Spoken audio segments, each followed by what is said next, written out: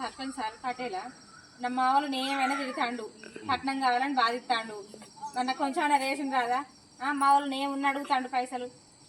కట్నమైనా మా ఆయన తాగకుండా తినకుండా మంచిగా ఉంటే, నన్ను కొట్టకుండా బాధించుకుంటూ ఉంటే నేనే మా వాళ్ళని అడుగుతా. నేనే మా వాళ్ళని అడిగి బెదిరించో తీసుకొని వచ్చి కట్నం ఇస్తానని చెప్తా. అమ్మాయి చెప్తాంది సత్తి, వాళ్ళకు కూడా మేము చెప్తాం. మీరు మంచిగుండూరు బిడ్డ, మంచిగుండూరి. వాళ్ళు ఎట్లా ఇస్తారా ఇవ్వరా చూద్దాం. అయ్యో టైం ఇవ్వరాదు. ఇక ఇప్పుడు 10 మందిలో పడ్డాం, 10 మందిలో పడ్డాక వాళ్ళకు కూడా కొంచెం ఎల్లుబడి చూసుకుని ఆ పొలమో ఏదో అంటారు. సరే పటేలా, ఈసారి మీ మాట వెనక నేను నిలుచుంటా. సరే పటేలమ్మ చెప్పు. చూసుకోవాలి, ఎందుకంటే పైసలు ముఖ్యం కదమ్మా, మనకు పిల్ల ముఖ్యం. పిల్ల ముఖ్యం,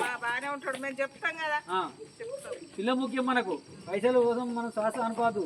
వీళ్ళకి ఏమైనా కష్టం అంటే వీళ్ళు రారా?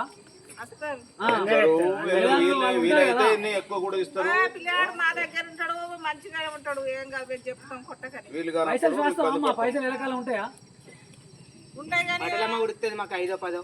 మరి వాళ్ళ పైసలు శాస్త్రం అనుకోవద్దు, ఎందుకంటే మన కష్టం కావాలి. అర్థమైందా సత్య? ఆమెను ఏమన్నా ఒప్పుకుంటే నీకు ఆ కట్నం ఇప్పిస్తాం మేము. కట్టు.